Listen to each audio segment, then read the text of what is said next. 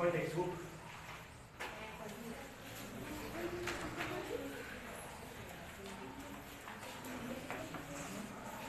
Hello students, in this lecture we are going to start with the next part, that is the establishment of industrial enterprise. It is on page number 5. Establishment of industrial enterprise. So in the last lecture we have seen the forms of the industrial enterprise. In અંદર આપણે total 5 category understand કરી. The first is industrial activity, the second part is business and the commercial part, the third part is the service related, the fourth is personal and the fifth is professional. So in this part we are going to start with the 4 points. How we are going to establish the industries. આપણે કેવી રીતના setup કરશું industries, એટલે જેને કહેવાય establishment. તો એના માટે ટોટલ આપણે 4 પોઈન્ટ એક્સપ્લેન કર્યા છે. First, search for the professional ideas. Number 2, analysis of the idea. Third, choice of the best idea. And the fourth, concentration of the output components. હવે આ 4 પોઈન્ટમાં સૌથી ફર્સ્ટ પોઈન્ટ આપણે સ્પેસિફાઈ કર્યું છે search for the professional idea. મારે કાંઈ પણ કામકાજ કરવું હોય ને તો સૌથી પહેલા હું વેરિયસ આઈડિયાઝ છે એમાં ઇમ્પ્લિમેન્ટ કરું. કઈ વસ્તુ કરીશ, કેવી રીતના કરીશ, ક્યારે કરીશ, તેના માટે પહેલા તો હું ઓબ્જેક્ટિવ બનાવું છું કે મારે સપોઝ હવે અત્યારના સ્ટીલ ઇન્ડસ્ટ્રીઝ નાખવી તો ઓવરઓલ સ્ટીલ ઇન્ડસ્ટ્રી સેટઅપ કરવી તો એના માટે મારે કઈ કઈ વસ્તુ એસેન્શિયલ છે, જરૂરત મને પડશે. તો ઓવરઓલ કા મારે કેમિકલ ઇન્ડસ્ટ્રીઝ નાખવી, કા મારે ઓવરઓલ ટેક્સટાઇલ ઇન્ડસ્ટ્રી નાખવી. તો અલગ અલગ મારી પાસે પહેલા તો આઈડિયાઝ હોય કે મારે કઈ વસ્તુ કરવી છે અને કેવી રીતે કરવી છે. તો સૌથી ફર્સ્ટ એસેન્શિયલ શું છે કે તમે સર્ચ કરો છો કે તમે ઓવરઓલ આઈડિયામાં શું વિચારો છો. તો આઈડિયામાં તમે વિચારશો તો ગેટિંગ આઈડિયા ક્યાંથી આવશે? તમે માર્કેટમાં જાશો, એટલે માર્કેટમાં જાશો એટલે તમને ખબર પડશે, તમે ઓબ્ઝર્વ કરશો ઓ ખંભાળિયામાં આ પ્રોડક્ટની બહુ ડિમાન્ડ છે, આપણે આ વસ્તુ કરવી જોઈએ. ઓવરઓલ આપણે મુંબઈ જવું છે તો આ પ્રોડક્ટ ત્યાં આપણે વેચીએ તો આપણે બહુ સારું મળે. તો એવી રીતના આપણે માર્કેટના ઓબ્ઝર્વેશન ઉપરથી આપણે એક ડિસિઝન મેક કરશું કે આ બિઝનેસ હું કરું કે ઓલો બિઝનેસ કરું. તો એવી રીતના સૌથી પહેલા આપણે શું કરીએ છીએ, માર્કેટને ઓબ્ઝર્વ કરીએ છીએ, જેનાથી આપણે ઓવરઓલ કન્ક્લુઝન પર પહોંચીએ કે આ મારે કરવું છે. અત્યારના કેવી રીતના કરવું છે એ નથી વિચારતો, અત્યારના શું વિચારવું છે કે આ મારે કરવું છે, આ મારો આઈડિયા છે. અત્યારના આફ્ટર 12th સ્ટાન્ડર્ડ તમે વિચાર્યું હશે ને કે બીબીએ કરું, બીકોમ કરું કે ઓવરઓલ બીસીએ કરું. તો અલગ અલગ આઈડિયાસ હતા, તમે સિલેક્ટ શું કર્યું? બીકોમ. તો એ બીકોમ પર આગળ કેવી રીતના કરવું એ હવે ઇમ્પ્લિમેન્ટ થશે. બટ સૌથી ફર્સ્ટ તો તમે તમારા આઈડિયાને શું કર્યું? સિલેક્ટ કર્યું. પછી નેક્સ્ટ થિંગ આપણે સ્પેસિફિક ફ્યુચર કસ્ટમર્સ. હવે અત્યારના હું ઓબ્ઝર્વ કરીશ માર્કેટ તો એની ઉપરથી હું ફાઇન્ડ આઉટ કરીશ કે આ બધા કસ્ટમર્સ ફ્યુચરમાં મારી પાસે આવશે, મારો પ્રોડક્ટ પ્રિફર કરશે. સપોઝ અત્યારના માર્કેટમાં હું વિચારું એક નવી બ્રાન્ડ લઈ આવું, કોકા કોલાની જેમ કહું છું કે એચઆર બ્રાન્ડ, એચઆર શું કહે, એચઆર સોફ્ટ ડ્રિંક. સો એચઆર સોફ્ટ ડ્રિંકમાં ઓવરઓલ હું લઈ આવીશ કે ક્વોન્ટિટી અને ક્વોલિટી જે પ્રોવાઈડ કરું છું એનાથી ફ્યુચરમાં કસ્ટમર્સ જેમ Coca Cola, Pepsi, Thums up prefer કરે છે એમ એચઆર આપણે કહીએ સોફ્ટ ડ્રિંક પ્રિફર કરશે કે નહીં કરે. તો આની ઉપર પ્રોપર આપણે એનું ફાઇન્ડ આઉટ કરીએ છીએ કે ફ્યુચરમાં મારી પાસે કેવા કસ્ટમર્સ છે, કેવી રીતના એનું રિએક્શન આવશે.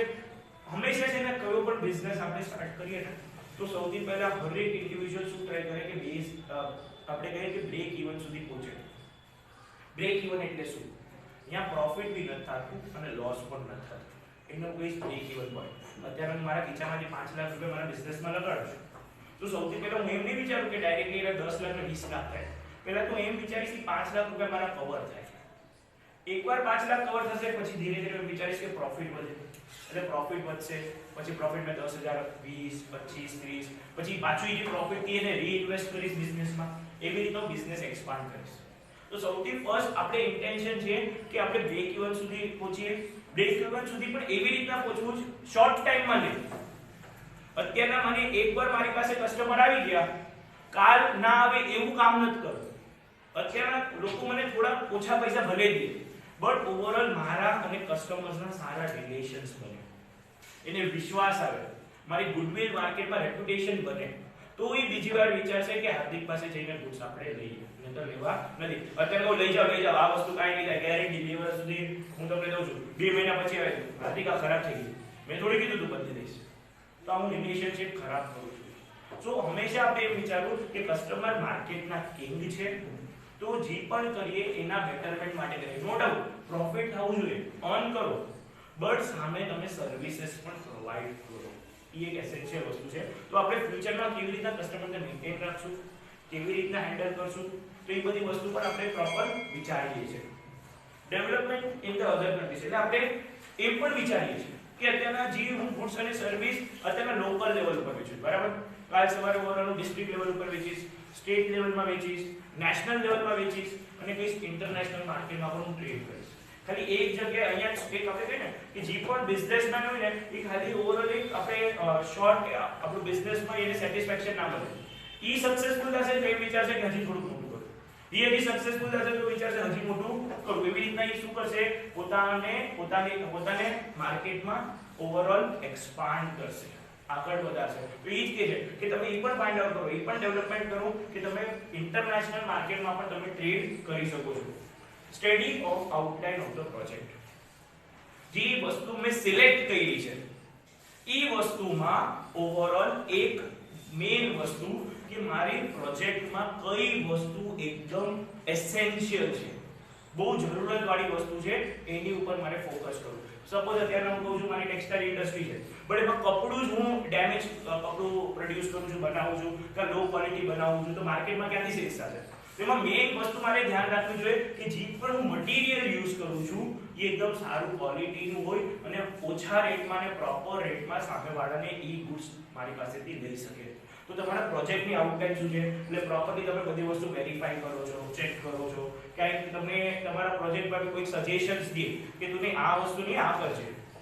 હજી મેં મારી કંપની ઇન્ડસ્ટ્રી સ્ટાર્ટ નથી કરી, હું એક્સપર્ટ્સ પાસેથી કે જે એક્સપિરિયન્સ પર્સન છે એની પાસેથી અનુભવ છે એ આપણે ઓવરઓલ એ લોકો શેર કરે છે અને એ બધી વસ્તુ આપણે શીખીએ છીએ કે આ વસ્તુ એ લોકોએ કઈ રીતને મિસ્ટેક કરી એટલે આપણે આ બધી વસ્તુ કરવાની નથી. તો આઉટલાઇન એટલે પ્રોપર જે મારે વસ્તુ છે પ્રોડક્ટમાં ડેમેજ ના થાય, પ્રોપર મટીરીયલ યુઝ કરું, કસ્ટમરને સેટિસ્ફાય કરું, તો એ લોકો જે બધી વસ્તુ કહે છે એ બધી વસ્તુ મારે ઇમ્પ્લિમેન્ટ પણ કરવાની છે. ગવર્નમેન્ટ ઓર્ગેનાઇઝેશન એટલે ઓવરઓલ આપણે જે પણ વસ્તુ કરશું તેમાં ગવર્નમેન્ટ ઓર્ગેનાઇઝેશનથી આપણે કેવી રીતે હેલ્પ મળે. મારે એક્સપોર્ટ કરવું તો હું પોતે એકલો ના વેચી શકું, મને ગવર્નમેન્ટ પરમિશન દે, લાયસન્સ પ્રોવાઈડ કરે ત્યારે જ ઓવરઓલ બીજા કન્ટ્રીમાં ગુડ્સ મોકલી શકીશ, એની પહેલા ગુડ્સ મોકલી શકવાનો નથી. તો એ બધી વસ્તુ પર મારે ધ્યાન રાખવું પડે, ફાઇન્ડ આઉટ કરવું પડે કે બધી વસ્તુ બરાબર થાય છે કે નથી થતી. ઓવરઓલ કે કોઈ મને ટેકનિકલ એડવાઇસર્સ ગવર્નમેન્ટ દે આ વસ્તુ તમે મેન્યુફેક્ચર કરો, આ ગુડ્સ એન્ડ સર્વિસ બનાવો. ગવર્નમેન્ટ શું કામ તમને હેલ્પ કરે છે? ગવર્નમેન્ટને એમ થાય છે કે આ ગુડ્સ અને સર્વિસ આપણા કન્ટ્રીમાંથી મળી જાય છે તો આપણે કંઈ બહાર જવાની જરૂર નથી. અત્યારે આફ્ટર કોરોના કોવિડ-19 સિચ્યુએશન પછી અત્યારે મોદીએ ઘણીવાર આપણે કીધું છે, શું કીધું છે કે ઓવરઓલ આત્મનિર્ભર ભારત એટલે ઓવરઓલ શું કે આપણે આપણા કન્ટ્રીના જ ઓવરઓલ લોકલ પ્રોડક્ટને પ્રિફર કરીએ.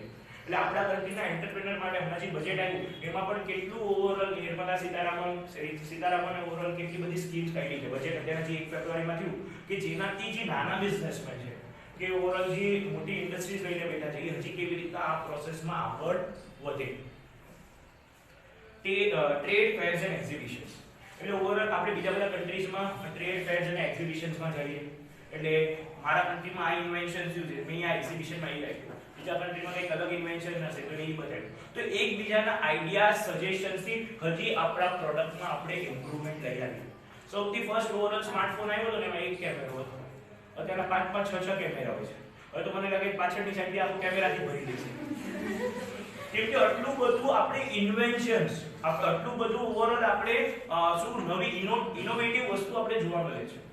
ઓટો ફોકસ થઈ જાય, પોર્ટ્રેટ મોડ થઈ જાય, હજી તો મને બીજા નામ નથી આવડતા, જેટલા એવડા એટલે મેં કીધા હજી આવડતા છે ને આવતા છે ને કેમેરામાં. ઓલા એક ક્લિક કરો એટલે 10 ફોટો આવી જાય, અલગ અલગ આપણે શું કહ્યો તમે એને ના આપણે ઓલો શું કહેવાય આપણે કેન્ડિડ પોસ્ટ એટલે કે જો નેચરલ ફોટો કે અમારું ક્યાં ધ્યાન નથી પણ ધ્યાન ફોટામાં છે એમ લાગુ છે હું ફોટામાં જોતી નથી પણ આપણે ફોટામાં જ જોતા હોય એવા બધા તમે ક્લિક કરાવો. તો આ બધી વસ્તુ પોસિબલ કેના લીધે છે કે ટેકનોલોજીના ટર્મ્સમાં. અત્યારે પહેલા એક કોમ્પ્યુટર સૌથી પહેલા જે ઇન્વેન્શન થયું હતું ને એક રૂમનું હતું, અને અત્યારે આપણે મોબાઈલ ફોનમાં પણ કોમ્પ્યુટરના બધા એપ્લિકેશન્સ આવે છે અને ઈઝીલી બધી વસ્તુ આપણે કરી શકીએ છીએ. તો જેમ ટાઈમ પાસ થાય છે એવી રીતના ઇન્વેન્શન્સ, ઇનોવેશન્સ, આ બહુ બધી વસ્તુ એસેન્શિયલ છે, જરૂરતવાળી વસ્તુ. તો ક્યાંથી ખબર પડશે કે ઓવરઓલ ટ્રેડ અને એક્ઝિબિશન્સ થશે ત્યાંથી. પછી ઓવરઓલ આ બધા ઓવરઓલ આપણે પોઈન્ટ સ્પેસિફાઈ કર્યા છે કે તમારા પ્રોડક્ટની તમે એડવર્ટાઇઝમેન્ટ કેવી રીતના કરશો, તમારા આઈડિયાઝ છે લોકો સુધી કેવી રીતના પહોંચાડશો. અત્યારે જે પણ ગુડ્સ અને સર્વિસ વેચીશ તો એટ લાસ્ટ મારી ક્યાં સુધી પહોંચાડવાના છે? કસ્ટમર સુધી. તો કસ્ટમર સુધી ઓવરઓલ પહોંચશે ત્યારે જ એને ખબર પડશે, અવેરનેસ મળશે કે આ ગુડ્સ અને સર્વિસ માર્કેટમાં આપણે મળે છે. પછી ઓવરઓલ આ પોઈન્ટ આપણે જે ફર્સ્ટ પોઈન્ટ અત્યારે મેં કીધો એ કયો હતો? ફર્સ્ટ પોઈન્ટ આપણે જોયું search for the professional ideas. એટલે આપણે આઈડિયાઝ ક્યાંથી મળી શકે છે? આવી રીતના આપણે આઈડિયાઝ મળે છે. એક આઈડિયાઝ આપણે ક્યાંથી મળે છે? માર્કેટ ઓબ્ઝર્વેશનથી મળે છે. સેકન્ડ મળે છે આપણે ફ્યુચર કસ્ટમર્સથી, કે કસ્ટમર્સ કયા પ્રોડક્ટ ડિમાન્ડ કરી શકે છે, આપણે એનું કેવી રીતના ધ્યાન રાખવું જોઈએ. Third point development in the other countries, બીજા બધા કન્ટ્રીઝમાં કેવી રીતના ડેવલપમેન્ટ થાય છે, આપણે કેવી રીતના વધારે એક્સપોર્ટ કરી શકશું, કેવી રીતના આપણે આગળ. એટલે આ બધી વસ્તુ છે આપણે એન્કરેજ કરે છે કે આપણે ફાઇન્ડ આઉટ કરીએ કે આ બધી વસ્તુ આપણે કરશું તો ફ્યુચરમાં આપણે બેનિફિટ પણ મળી શકશે, આપણે કંઈક નવી વસ્તુ કરીએ. Study of the outline of the project, તમે શું કરવા માંગો છો એ પહેલા ફાઇન્ડ આઉટ કરો. એક્સપર્ટનું એડવાઇસ લ્યો, ગાઈડન્સ લ્યો, સજેશન્સ લ્યો. Next point government organisation. Government organisation તમને એક્સપોર્ટમાં હેલ્પ કરશે, લાયસન્સિંગ પ્રોવાઇડ કરશે, ઇવન તમને કંઈ ટેકનિકલ ઇશ્યુ હશે એ તમને સોલ્વ કરાવશે, તમને સજેશન્સ દેશે, વેરિયસ સ્કીમ્સ કાઢશે જેનાથી તમને એમ લાગે કે આપણે આ વસ્તુ કરવી જોઈએ. પછી નેક્સ્ટ ટ્રેડ ફેર એક્ઝિબિશન્સ, કે માર્કેટમાં આવા ટ્રેડ એક્ઝિબિશન્સ થતા એમાંથી પણ આપણે નવી નવી વસ્તુ શીખવા મળે ને આપણે વિચારીએ કે આ પ્રોડક્ટ આપણે બનાવીએ જેનાથી આપણો અને કન્ટ્રીનો પણ ફાયદો થઈ શકે છે. અને એક પોઈન્ટ લાસ્ટ પોઈન્ટ સ્પેસિફાઈ કર્યો છે પેજ નંબર 8 માં કે નવા આઈડિયા સજેશન્સ તમને એડવર્ટાઇઝમેન્ટ થ્રુ પણ મળી શકે છે, કે લોકોને પહોંચાડવા માટે ઘણા લોકો એડવર્ટાઇઝમેન્ટ મળે તો એમાંથી પણ આપણે ઘણી વસ્તુ શીખવા મળે કે આવી રીતના પણ પ્રોડક્ટ વેચી શકીએ છીએ. એટલે કસ્ટમર સુધી ઓવરઓલ આપણે કહી શકીએ તો અવેરનેસ આવે કે આ ગુડ્સ અને સર્વિસ આપણે મળે છે. ત્રણ પોઈન્ટ આપણે સ્પેસિફાઈ કર્યા છે.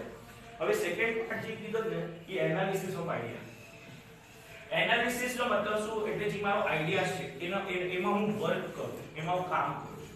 અત્યારે મેં મારામાં આઈડિયા આવ્યો કે ઓવરઓલ હું સ્ટીલ ઇન્ડસ્ટ્રી બનાવીશ.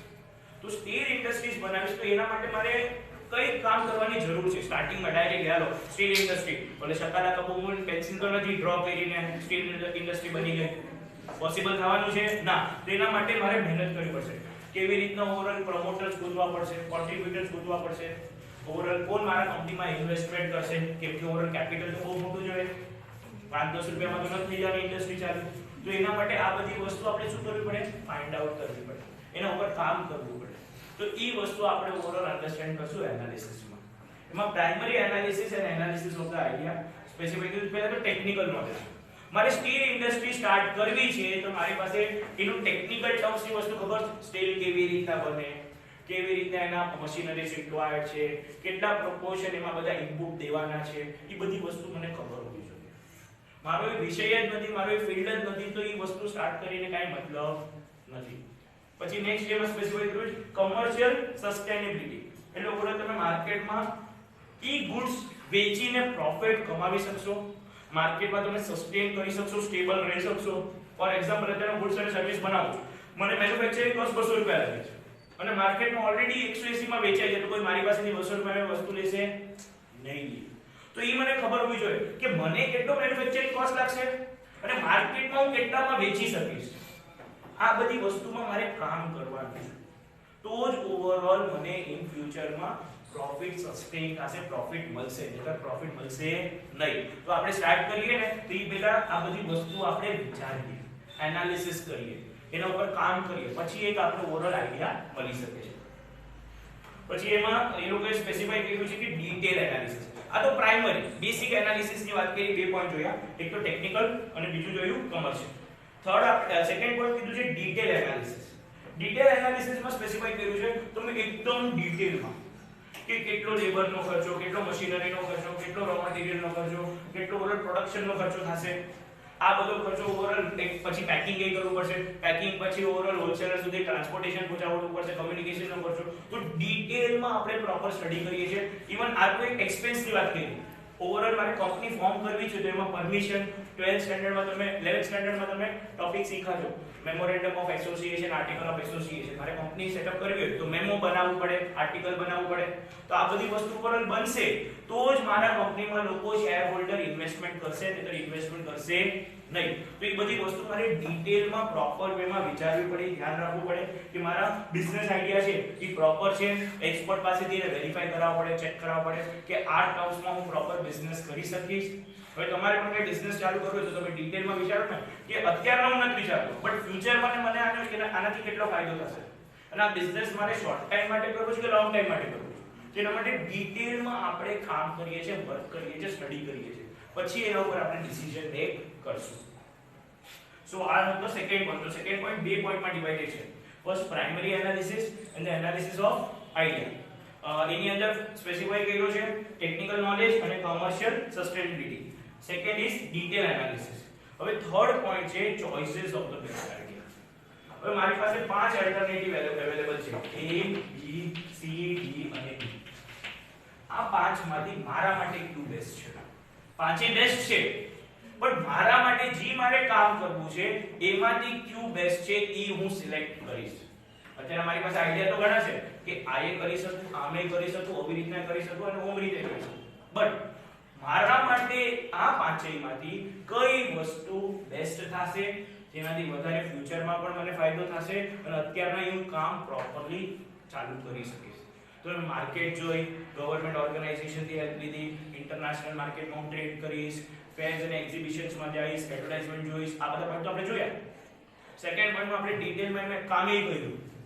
કે આ વસ્તુ કરશું તો આવી રીતના આ વસ્તુ રિક્વાયર્ડ છે આટલી ડિટેલ ઇન્ફોર્મેશન રિક્વાયર્ડ છે આટલું પ્રોફિટ થવું જોઈએ એ બધી વસ્તુ પણ હું વિચારું છું એના ઉપર મેં કામ કર્યું હવે થર્ડ પોઈન્ટ આ બધી વસ્તુ તમે ફાઇન્ડ આઉટ કરી એમાંથી તમારા માટે કઈ બેસ્ટ છે ખાલી તમે એક આઈડિયાને લઈને જ આગળ નહીં વધો તમે અલગ અલગ વસ્તુ વિચારશો તો એમાંથી તમારા માટે ઓર્ગેનાઇઝેશન માટે કઈ વસ્તુ તમને હેલ્પફુલ થશે એ ઇમ્પોર્ટન્ટ વસ્તુ છે તો એના માટે અહીંયા કીધું છે choices of the best idea એટલે મારે વધારે કેમાં ધ્યાન દેવું છે ઓવરઓલ સપોઝ અહીંયા સ્પેસિફાઈ કરી import of the product which is prohibited by the government એટલે આ બધી વસ્તુ આપણે ધ્યાન રાખીએ કે એવી વસ્તુ એ તમે સિલેક્ટ ના કરો જે ગવર્નમેન્ટ તમને ના પાડે છે જે વસ્તુમાં તમને એપ્રુવલ મળે એ જ બધી વસ્તુ આપણે કરી શકીએ છીએ પછી પ્રોડક્ટ તમને ઈઝીલી મળી શકે તમે એક્સપોર્ટ કરી શકો તમે પ્રોફિટ કમાઈ શકો ડિમાન્ડ માર્કેટમાં કેવી છે હવે જો ફોર એક્ઝામ્પલ ઓલરેડી ખંભાળિયાની અંદર કંઈ મારે બિઝનેસ સ્ટાર્ટ કરવો હોય એવો ઓલરેડી 100 લોકો કરતા હોય અને સેમ વસ્તુ હું બનાવીને વેચીશ તો મારું પ્રોફિટ થઈ જાય બટ એ 100 લોકો કરતા કંઈક અલગ બનાવીશ અને કસ્ટમર એને પ્રિફર કરશે તો મારું કદાચ પ્રોફિટ પણ થાય એટલે એમ નથી કીધું કે જે 100 લોકો કરે છે ના જ કરાય કરો બટ એવી રીતના કરો કે સામેવાળા કસ્ટમર એને પ્રિફર કરે ડિમાન્ડ ઈ પ્રોડક્ટની વધે ઘટે નહીં સપ્લાય માર્કેટમાં ઓલરેડી 500 યુનિટનું છે એ પ્રમાણે ડિમાન્ડ 100 યુનિટ છે તો ઓવરઓલ જે સપ્લાયરને વધારે મળતું નથી બટ સપ્લાય હું તમને કહું છું 100 યુનિટનું છે અને ડિમાન્ડ સામે 700 યુનિટની છે તો એ પ્રોડક્ટ સ્કેર છે માર્કેટમાં સ્કેર છે એટલે તમને એ પ્રોડક્ટ ઈઝીલી મળતો નથી એટલે લોકો બધા જે પ્રાઇસ કહે છે એ પ્રાઇસ ઉપર લેવા માટે તૈયાર હશે તો એ પણ આપણે અન્ડરસ્ટેન્ડ કરવાનું માર્કેટમાં કેટલી ડિમાન્ડ છે અને કેટલી સપ્લાય છે પ્રોપર એન્ટરપ્રેનરને એક એક્સપિરિયન્સ હોવો જોઈએ ખબર હોવું જોઈએ કે કઈ વસ્તુ હું કરું કેવી રીતના કરું ક્યારે કરું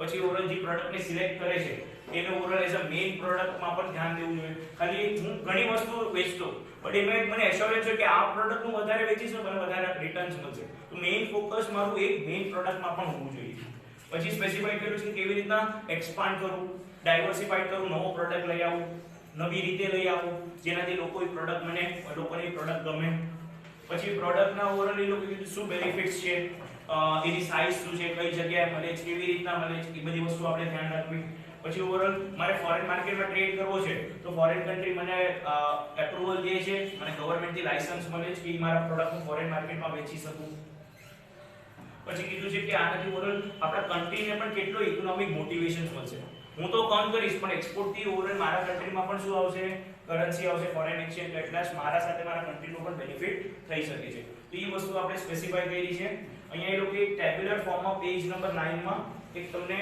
selection of the matrix of the entrepreneur કે પ્રોજેક્ટ એ લેવો કે પ્રોજેક્ટ બી લેવો, એટલે પ્રોડક્ટ ની શું છે, રિક્વાયરમેન્ટ ક્યાંથી, ઇમ્પોર્ટેડ લેવો કે ડોમેસ્ટિક, આ બધા ક્વેશ્ચન્સ છે.